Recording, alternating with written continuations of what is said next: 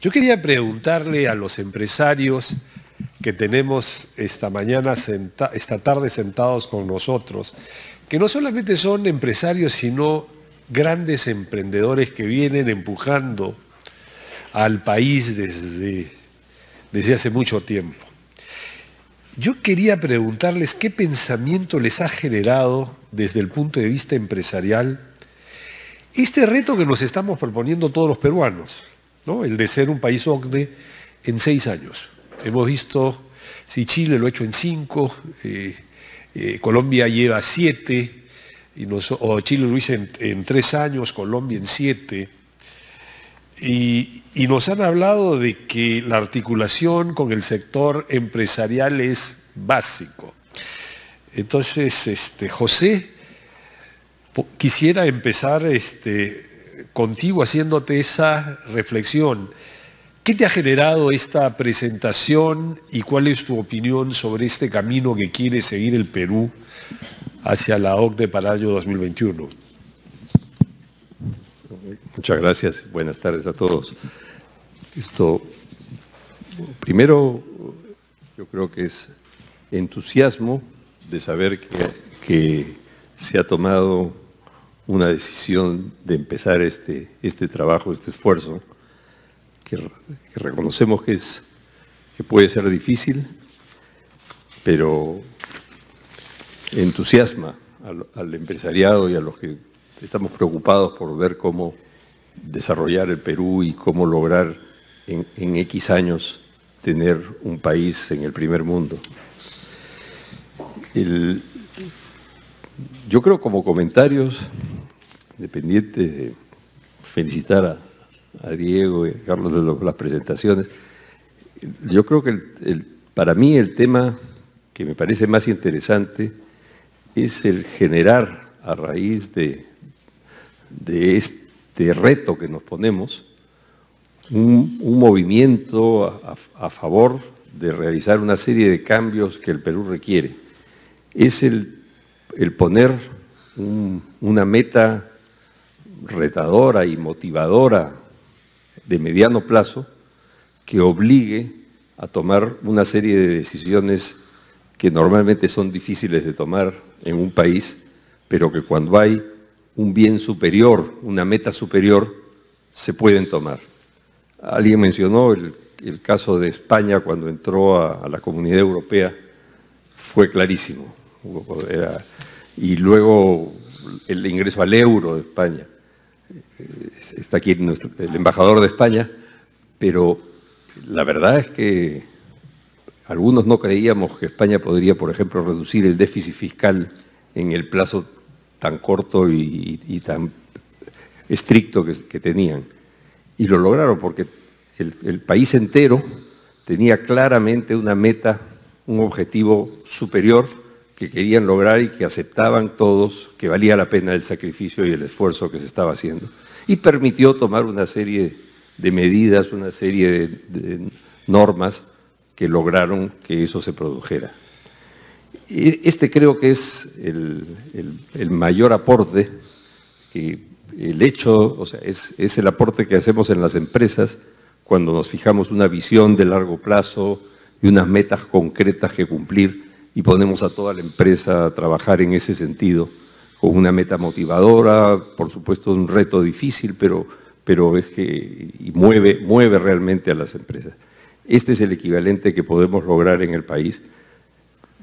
Ya tuvimos también el caso en el Perú con el TLC. El TLC fue un motivo de hacer algunos cambios que necesitaba el Perú y lo fundamental es que luego se convierten en anclas. El TLC es el ancla, por ejemplo, para la libertad de comercio, hubo una época en el Perú, no habíamos descubierto la importancia de mirar el exterior, de la exportación, de lo fundamental que era tener una economía abierta y libre al mundo, y a raíz de eso se descubrió que era la solución. Ahora, el otro comentario, no sé si habrá otro momento, pero en fin, el comentario que obviamente me toca personalmente es el tema de la infraestructura.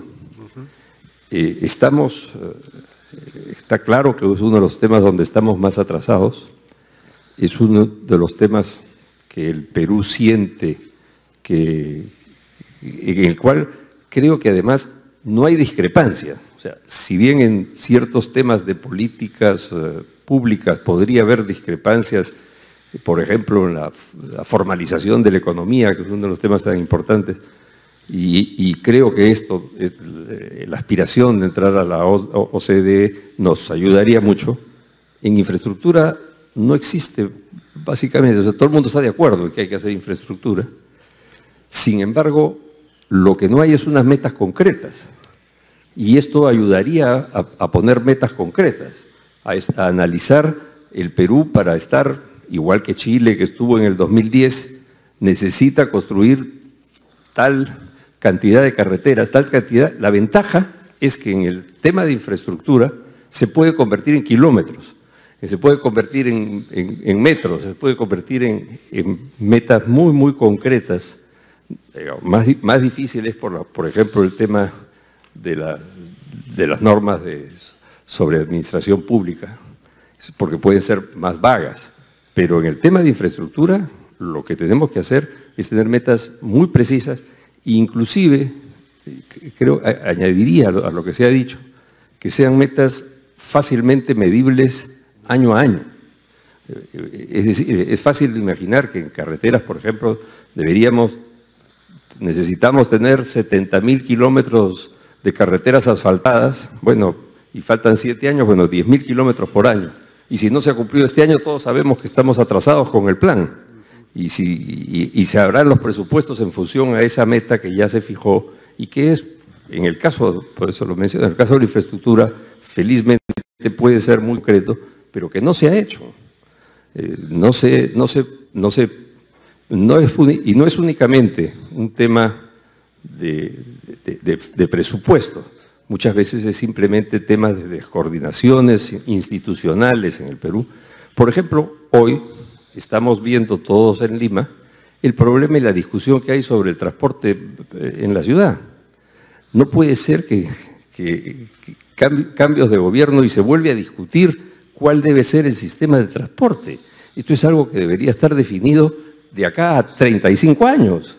Y recién cambia cada gobierno cada 4 años, porque solo son 4, y se vuelve a discutir el tema.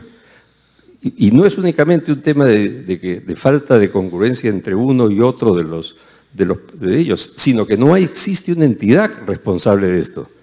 No puede ser que tampoco esté, por ejemplo, el tema, actualmente, el sistema de buses, llámese metropolitano o llámese rutas alimentadoras, depende de la municipalidad, pero el sistema de metro depende del Ministerio de Transportes. Y si no se ponen de acuerdo y las rutas coinciden, no hay quien pueda resolver este tema. Resulta absurdo, además, con la cantidad de distritos que tenemos, y peor aún, que tampoco el Callao depende de Lima. Entonces, hay un tema institucional que resolver. Cuando exista una meta de largo plazo, estará obvio que eso tiene que estar resuelto. Muchas gracias. Gracias.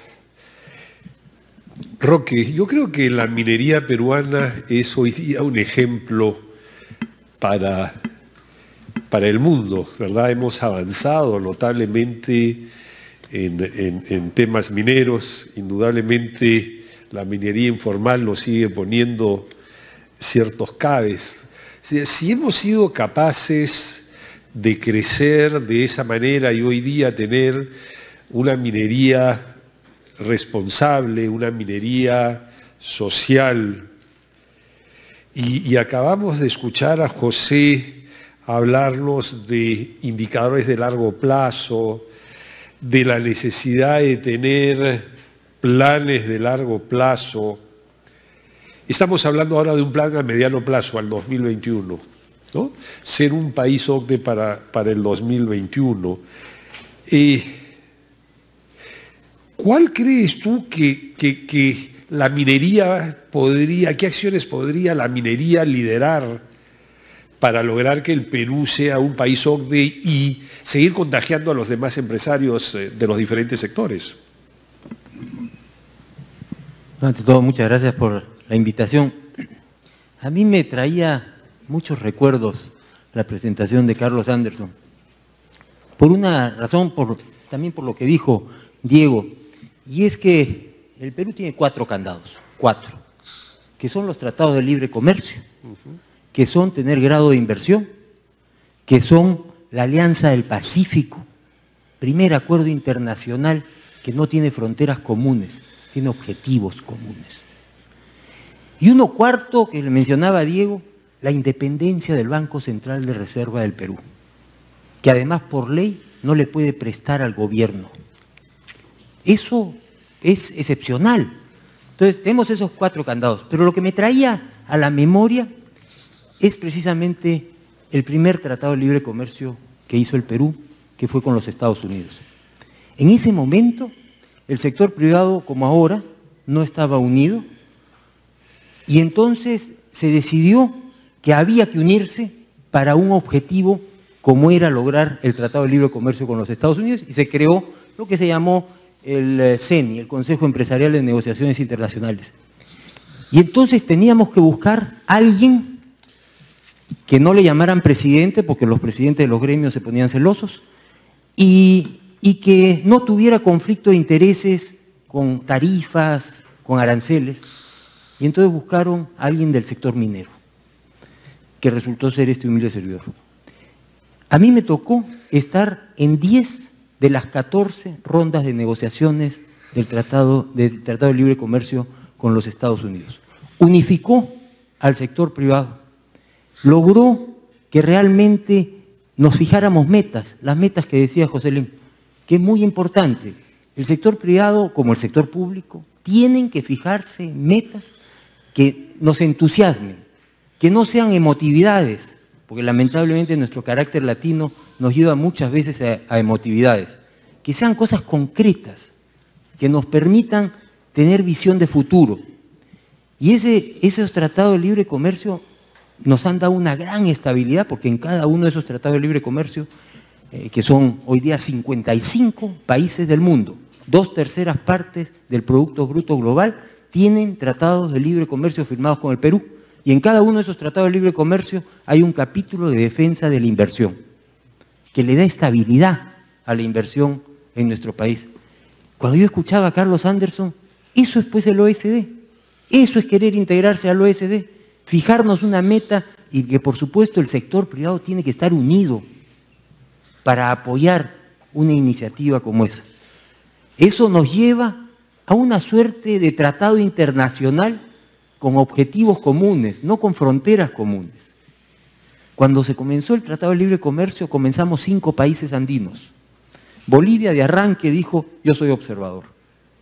Ecuador presentó 5 ministros de comercio exterior en el proceso de negociaciones y finalmente se cayó. Por si acaso, Venezuela tampoco quiso participar. Quedamos Colombia y Perú. Y por supuesto veía también el proceso de Colombia. ¿Quién tumbó o quién retrasó el proceso de Tratado de Libre Comercio con Estados Unidos en el caso de Colombia? Fue el sector privado. No fue el Estado, fue el sector privado. Yo soy testigo de excepción. Los ganaderos y los agricultores no querían Tratado de Libre Comercio. Y entonces ahí falló, mientras que el Perú sí tuvo esa unidad y esa idea de conjunto y esa visión de conjunto que fue muy importante. Yo creo que eso es lo que a mí me entusiasma, que el OECD, vamos a lograr integrarnos al OECD si es que comenzamos un poco lo mismo que se hizo con el Tratado de Libre Comercio con Estados Unidos y posteriormente con los demás tratados de libre comercio. El caso de la minería, ciertamente es un caso de la minería responsable.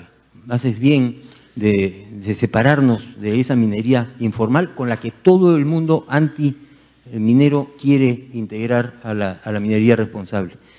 Esa minería responsable, por supuesto que va a apoyar una integración con la OECD porque genera valor, genera capacidad para atraer más inversión. Y si es que lo que se nos critica, que somos intensivos en capital, es un defecto, pues es una virtud para poder, integrándose al OECD, para poder atraer esos capitales y poder, por supuesto, desarrollar mucho más y también apoyar la infraestructura que tanto necesitamos. Porque muy bien que se hable de Lima, pero Dios es peruano, ¿eh? No es solamente de Lima.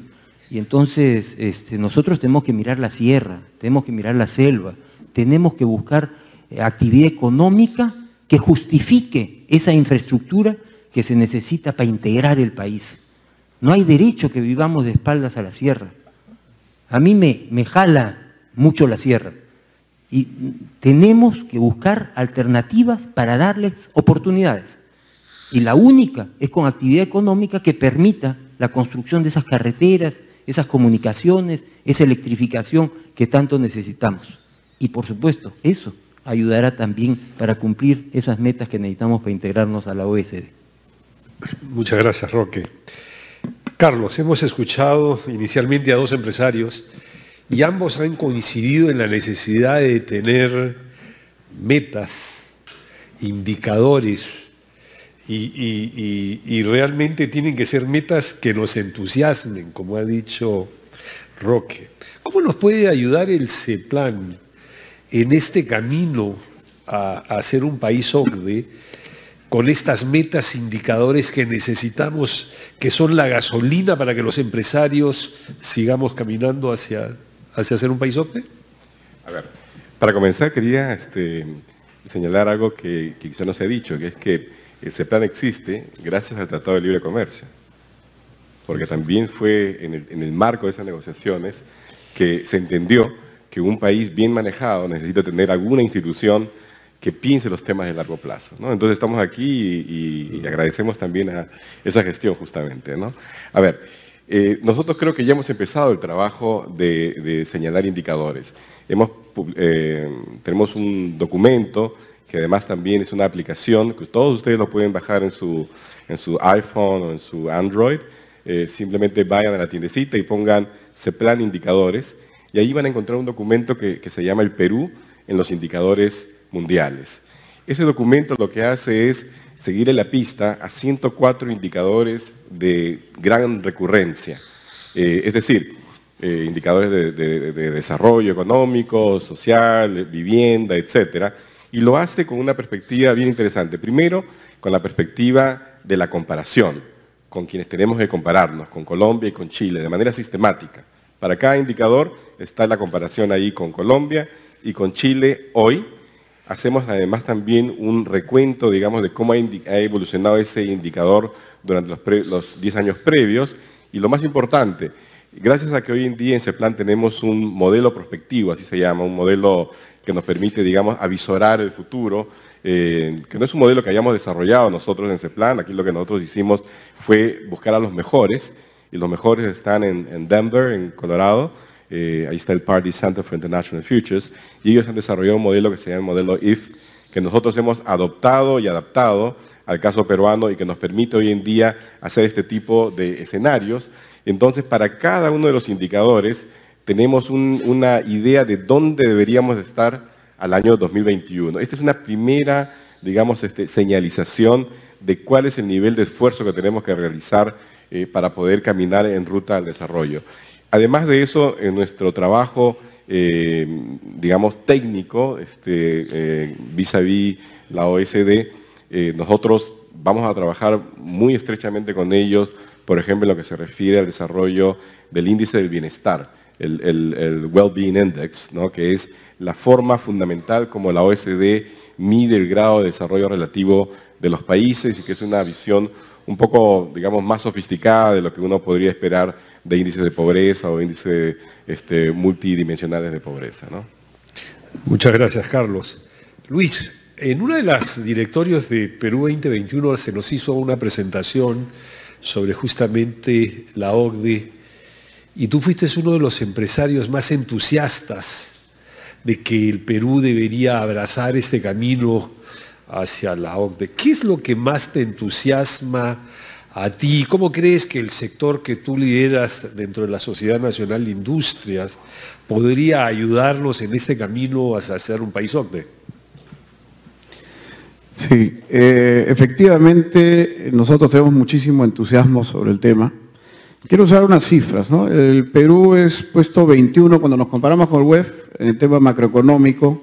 Somos puesto 21 en territorio, puesto 38 en población, pero cuando vamos a PBI per cápita ya estamos en puesto 76. Y si nos vemos en otros indicadores, 118 en institucionalidad, 135 de educación primaria, 127 en carga regulatoria, 7 de cada 10 trabajadores no está en planilla, el 43% de la población económicamente activa está por debajo del sueldo mínimo y en negro, o sea, sin ningún derecho cubierto. Entonces vemos que tenemos un montón de brechas por cubrir. Cuando miramos oportunidades, solamente somos el 0.3% del PBI mundial, entonces tenemos una oportunidad enorme si es que lo miramos como el mundo. Y hemos estado siempre en una contradicción dentro del país. Y en vez de pensar en desarrollo económico y desarrollo humano, hemos estado siempre pensando en desarrollo económico versus desarrollo humano, como si fueran contradictorios. Y lo que hemos podido ver es que no hay forma de que haya desarrollo humano sin desarrollo económico, ni desarrollo económico sin desarrollo humano. O sea, tienen que darse las dos para que un país pueda salir adelante. Y en ese sentido, el tema de tener ese objetivo de ser parte de la OECD hace un primer gran cambio de paradigma, que es cambiar el benchmarking por la ideología, o sea, al revés, o sea, cambiar la ideología por el benchmarking. Nos hemos guiado por lo que sueño, lo que pienso, lo que me duele, y no comparándonos con otras realidades, con otros países, comparando cuáles son las buenas prácticas mundiales. El hecho de crearnos ese objetivo, ese sueño, ayudará, Roque, a lo que tú decías de unir a todos, no solamente al sector empresarial, sino también al sector público, a la academia, a la sociedad civil, a todos, en un mismo norte o en un mismo objetivo, que es llevar ese sueño del Perú, del primer mundo.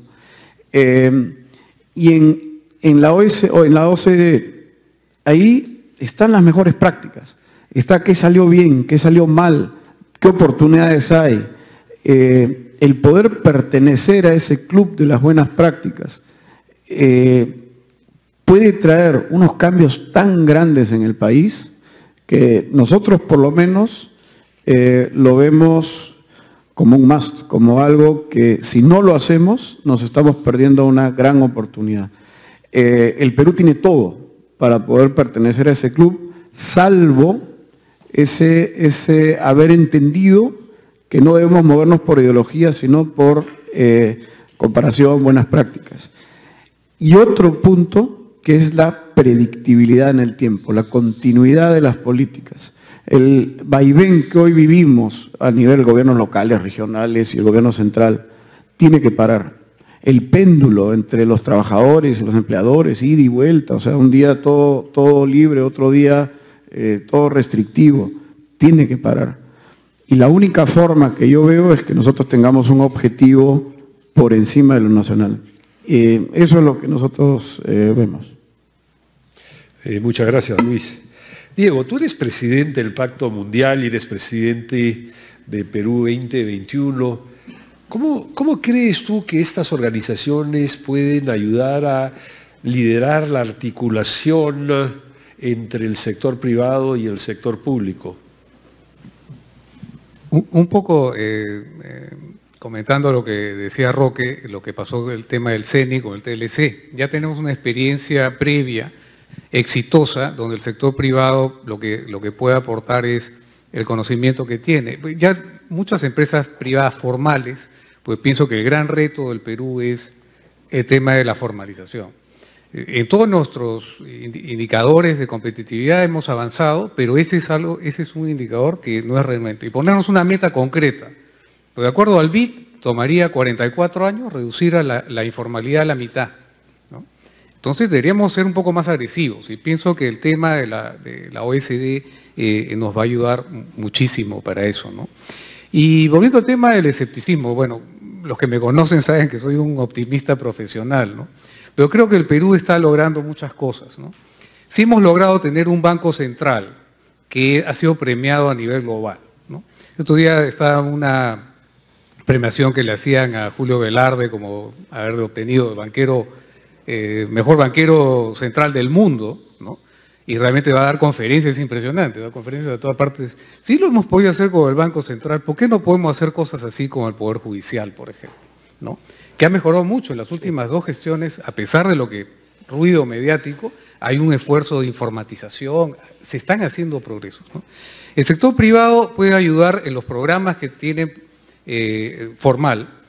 Ya lo estamos haciendo internamente, a veces hay compañías que listan en bolsa, que hay varias por acá, que por ejemplo se adhieren a mecanismos como de buen gobierno corporativo globales, como por ejemplo hay uno que se llama The Company Circle, donde tratas de ponerte las mejores prácticas de buen gobierno corporativo y las logras una mejor valorización bursátil. Igual se tiene que hacer con el país.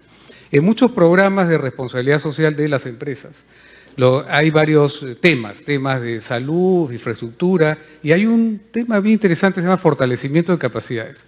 Ustedes se sorprenderían la cantidad de programas que hay. Los invito a que visiten el portal de Perú 2021.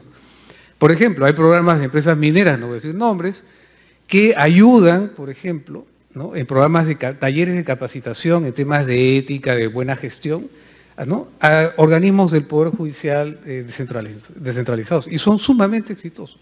Lo que pasa es que siempre pues los medios, y eso es bien importante, tratar que el sector privado también empiece a influir en los medios para que esto entre en el consciente colectivo, que el Perú tiene que ser un país de la OSD. Leía, me acuerdo hace poco, el libro de Alfredo Ferrero, cuando entramos a lo del TLC, que incluso habían estrategias de, incluso puede parecer un poco trivial, involucrar a los chistosos, ¿no?, para ir introduciendo en el inconsciente colectivo el tema del TLC. Se hizo, ¿no?, para que se haga popular, se capilarice en la sociedad peruana, y sobre todo también tener este tema de tener una visión mucho más ambiciosa, ¿no? Yo siempre menciono que en el año 67, hablando del tema de infraestructura, José, había había un plan para hacer un metro en Lima, el año 67, totalmente de primer nivel. Y los políticos y el peruano de esa época quizás decían, no, un metro es para París o para Londres, no es para el Perú. No, señor, eso tiene que cambiar. El Perú puede llegar a ser como Noruega, como Suiza. Eso es lo que tenemos, ese es el nuevo Perú, al menos yo lo veo en las nuevas generaciones, ¿no?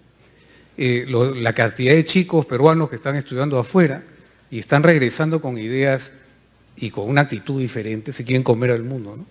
Es incluso ya hasta Mario Vargas Llosa, que tendía a ser depresivo, con el libro Historia de Maita del año 84, que era un personaje peruano depresivo. En la última novela, El héroe discreto, que la recomiendo, muy buena novela, el personaje principal es un peruano emergente que triunfa, tiene éxito, ¿no? Este es un nuevo país, ¿no? Y pienso que el hecho de querer aspirar a la OSD es como en el año 67 hubiéramos hecho el metro, no tendríamos los problemas que tenemos ahora. Tenemos un amigo común, Juan de Dios de la Echea, que promueve el tema de los trenes, los supertrenes en el Perú, ¿no? Yo digo, ¿por qué no hay un tren de Tumbes a Tacna rápido? Sería vertebras a toda la costa. Pero pensar en grande, ¿no? Eso es lo que, por ejemplo, hizo España, ¿no? Volviendo al tema de España, y hay un ejemplo que siempre pongo, en el año 82, cuando ya subía Felipe González, y todo el mundo pensaba pues que España iba a ir al despeñadero, y muchos gerentes financieros se endeudaban en pesetas, pues esto se va a devaluar, va a ser la cabosa. Felipe González, con buena visión, entró a la Unión Europea. Y por supuesto, ya sabemos la historia, España se convirtió en un país sumamente desarrollado, tiene empresas globales, tenemos muchísimo que aprender ahí. Empresas como Indra, por ejemplo, el 60% del tráfico aéreo mundial se maneja con algoritmos matemáticos hechos en España.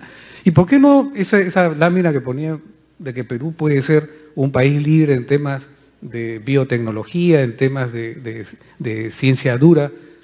Tenemos que pensar en grande, ¿no? Y realmente para eso estamos acá.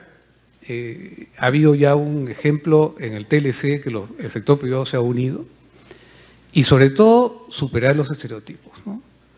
vemos que hay islas de modernidad en el sector público, tenemos un banco central que es world class, tenemos un Rolls Royce ahí. ¿Por qué no eso hacerlo algo endémico, contagioso, en el buen sentido, a todo el sector público? Y qué pienso que tenemos que apoyar al sector público a que se modernice.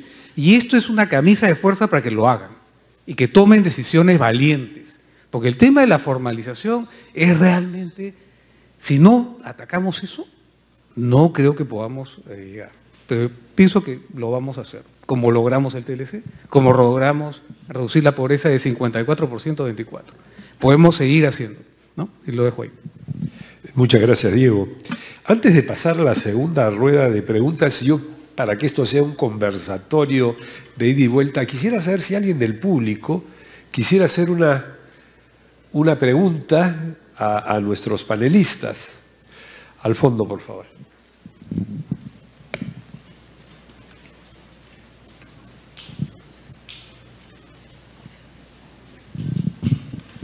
¿Qué tal? Buenas tardes. Moisés Navarro de la revista Poder. Muy interesante lo que han comentado los panelistas, pero hay un punto que creo que es importante para la OECD, pero no se ha tocado. Yo tuve la oportunidad de conversar con Raúl Sáez, que fue el ex embajador de Chile en la OCDE, y me comentó que había unos cuantos puntos, no exactamente obligatorios para el ingreso, pero que nos ponía en una situación mucho mejor. Uno de ellos era la responsabilidad penal de personas jurídicas, que se estuvo impulsando, pero tuvo el rechazo de cierto sector del empresariado. También una norma antielusiva, antielusión fiscal, que también se rechazó y tuvo oposición del sector privado también. Y bueno, más adelante también podría venir el tema de la flexibilización del secreto bancario, que también tiene oposición política por el momento, ¿no? No sé cómo es en el sector privado. El señor Sáez me dijo que en Chile los bancos se opusieron. Quisiera saber cuáles son sus posturas en torno, como importantes representantes del sector privado, en torno a estas reformas que podrían venir.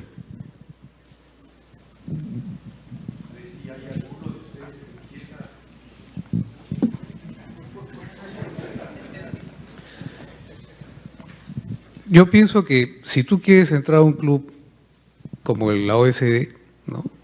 Y te exigen, por decirte metafóricamente, ponerte corbata e ir afeitado, ¿no? Tienes que ponerte corbata y afeitarte, ¿no? Yo te diría, ¿no? Tú has hecho la afirmación que el sector privado ha estado en contra de este tema específico de la responsabilidad penal, ¿no? De la persona jurídica. Es un debate bastante técnico. Yo te diría que, te respondo así de simple, ¿no? El sector privado formal peruano, no tiene ningún inconveniente en eso.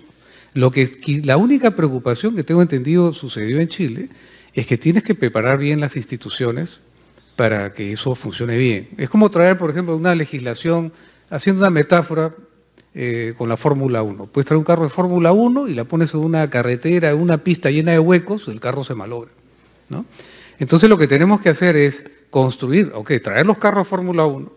Disculpen la metáfora, sino que acabo de venir de Melbourne, es otro tema, y se me acaba de ocurrir Tienes que mejorar también la pista, para que pueda transitar a alta velocidad y a alta performance el vehículo de la legalidad, de la transparencia, de la ética empresarial.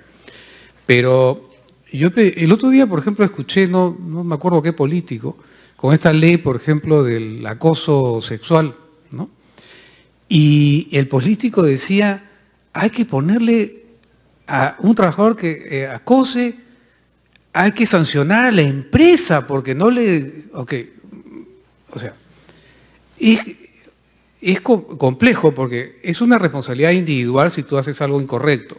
La empresa obviamente es lo recomendable que hagas programas de, digamos, paternidad responsable en tus trabajadores, promuevas pero ya de ahí, porque a veces hay que tomar decisiones, creo que sean justas, ¿no? Yo creo que eso, como dicen, como se dice muy claramente, el sector privado formal cumplimos con todas las regulaciones, y pagamos nuestros impuestos, ¿no? Y como dicen, el que no la debe, no la teme. No hay ningún problema de tener ese tipo de legislación. Si la tienen en Canadá, en Chile, ¿por qué no en el Perú? ¿No? Es un tema técnico, yo no soy abogado, ¿no? Pero te digo, mi primera impresión y de lo que yo converso en el sector empresarial, ¿no? La única preocupación a veces es quién va a aplicar eso, ¿no? Entonces ahí es donde tenemos que aprender a fortalecer para que, digamos, hay un flujo que sea razonable, porque puede convertirse también en un mecanismo de corrupción tremendo, ¿no? Desde el Estado, ¿no? Si es que no se diseña bien, ¿no?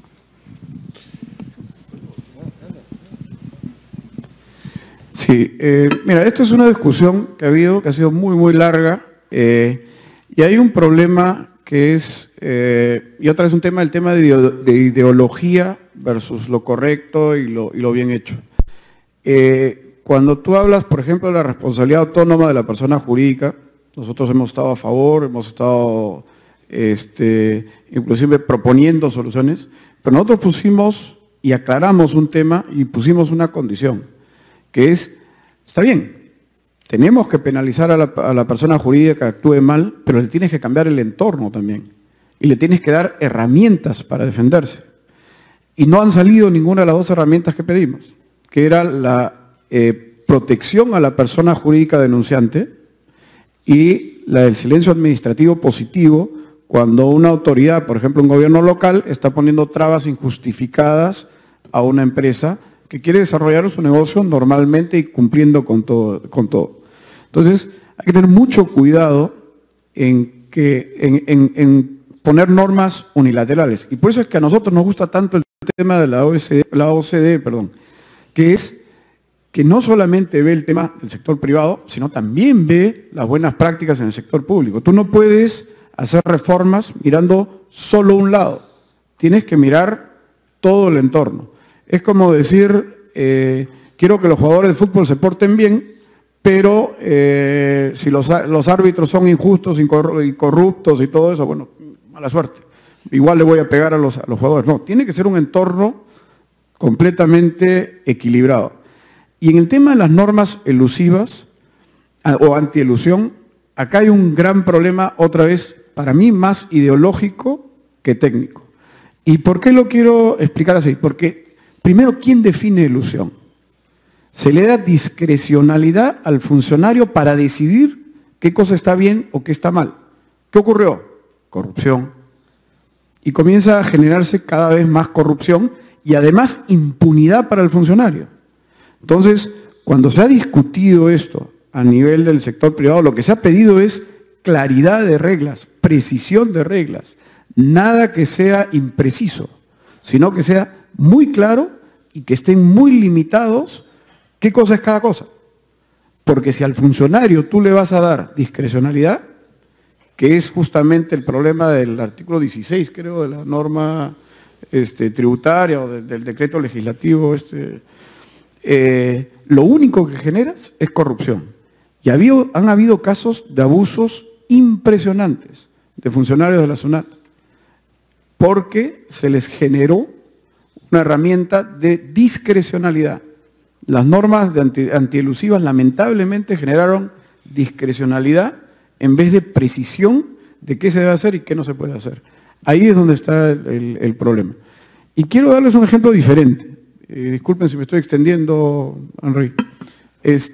La Ley de Seguridad y Salud en el Trabajo, que es una ley que políticamente ha sonado muy bien, tuve la suerte de estar en Holanda y conociendo cómo es la realidad laboral en Holanda.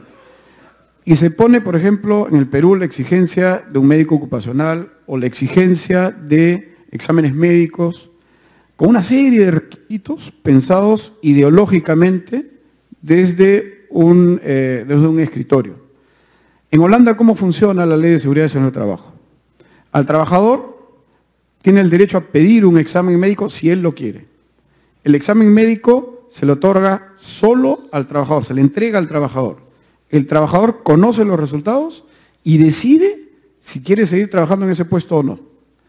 No se responsabiliza a la empresa, y esto dicho por los mismos trabajadores, por las consecuencias que puede tener la continuidad o no en ese empleo del trabajador, porque es el trabajador el que decide quedarse o no. En el Perú hemos partido de una manera a la inversa, en que el trabajador no es capaz, es más bien tonto, es más inútil, no sé si... y hemos desequilibrado la relación.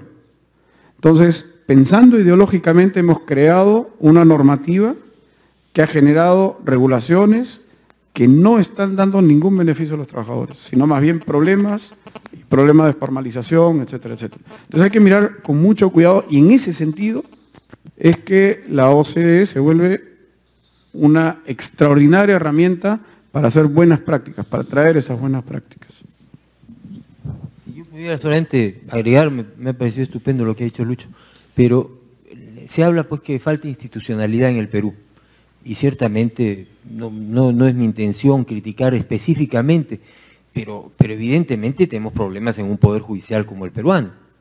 Y si es que esa discrecionalidad de la que habla Lucho va a ser utilizada, pues puede traer muchísimo más problemas que soluciones.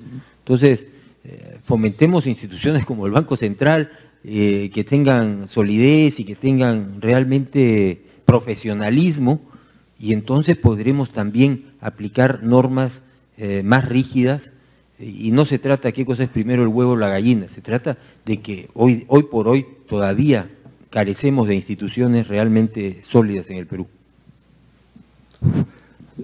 Quería comentar que una de las cosas que entusiasma de la OSD es que, por ejemplo, en casos como este, se adopten normas internacionales y no las inventemos.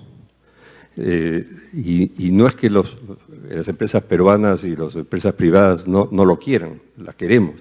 Y no solamente eso, ya entrando en casos particulares, por ejemplo, en nuestros casos, nosotros, al entrar en la Bolsa de Valores de Nueva York, hemos aceptado voluntariamente las normas de Sarbanes-Oxley y las normas del FATCA, que son mucho más duras que las peruanas.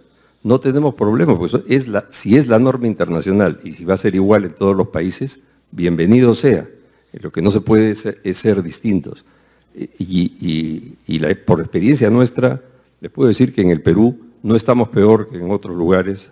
Trabajamos nosotros no solamente en el Perú, sino en varios países de Latinoamérica, y hay algunos donde realmente no se puede trabajar. Y el Perú no está, se habla mucho de los problemas de corrupción, son naturalmente muy escandalosos y repudiables, pero el Perú no es que esté en tan mala posición en ese aspecto. Y además, no me refiero solamente, no quiero referirme solamente a mi empresa.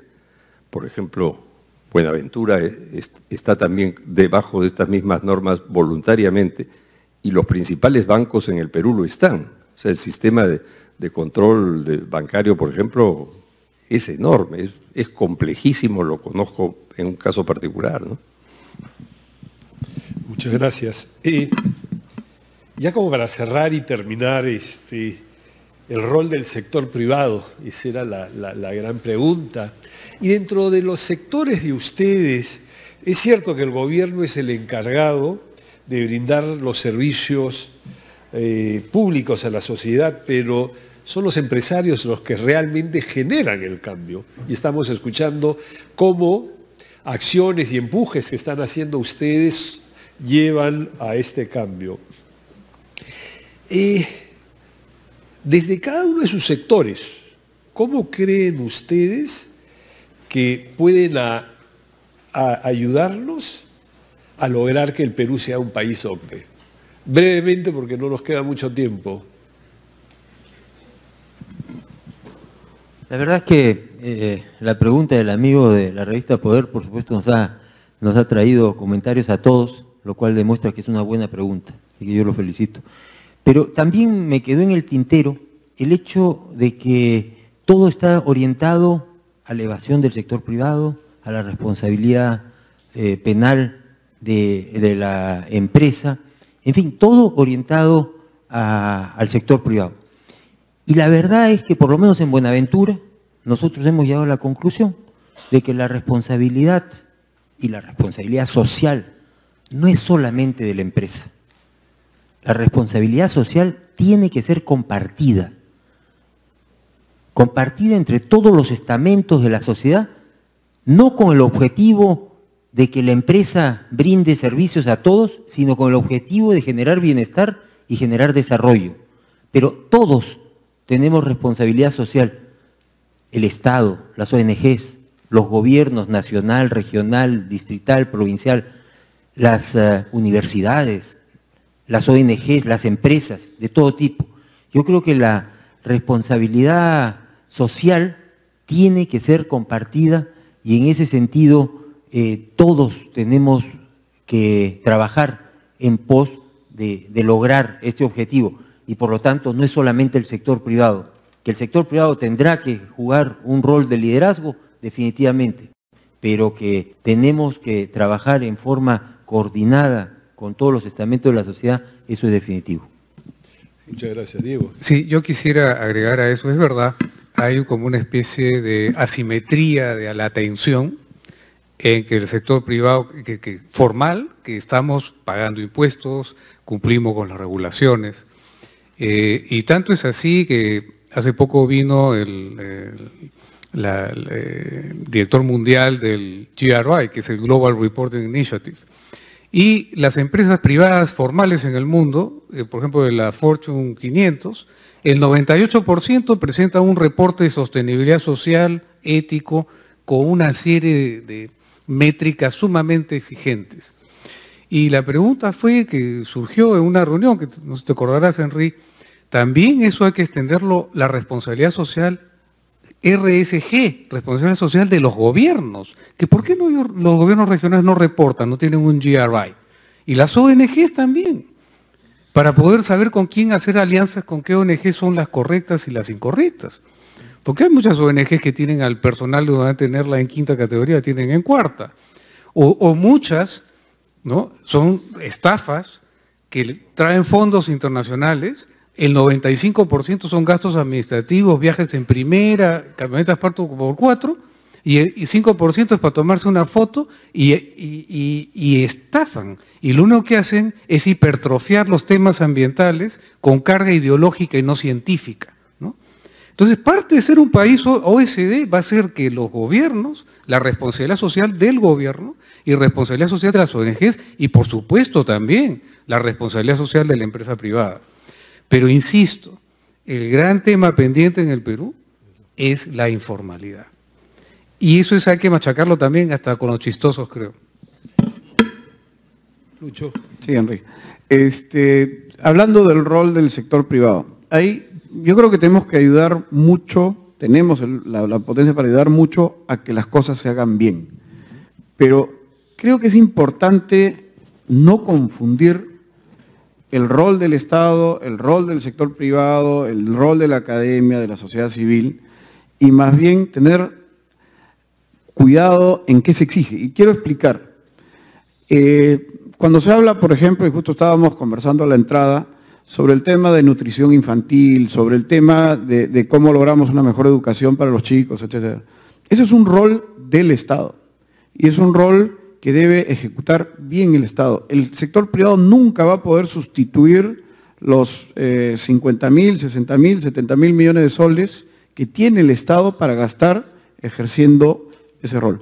Donde sí el sector privado puede y debe contribuir es en ayudar al Estado a tener las mejores prácticas, en ayudar al Estado a llevarle las prácticas de la empresa privada a que se ejecuten en el Estado y que ese gasto que puede ejecutar llegue y cumpla su fin. Y no solamente el sector privado, también la sociedad civil. Debemos contribuir a que ese objetivo, ese rol que debe cumplir el Estado se cumpla, ¿no?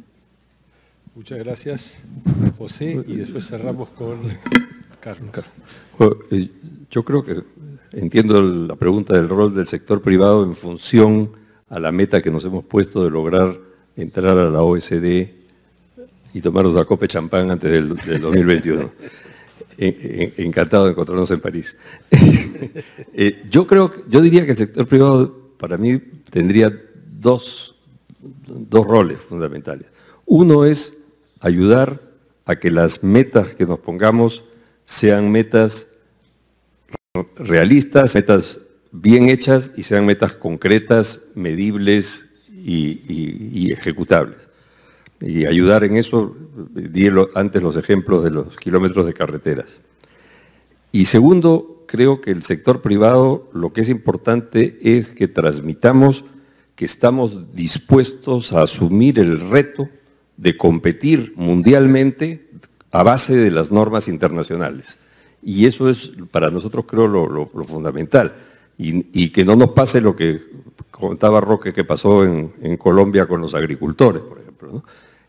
Yo creo que los peruanos estamos dispuestos, lo hemos demostrado, hay varias empresas que están ya trabajando, como decía, con las normas internacionales, y eso es, el sector privado del país tiene que asumir que está dispuesto a tomar ese reto de trabajar compitiendo mundialmente.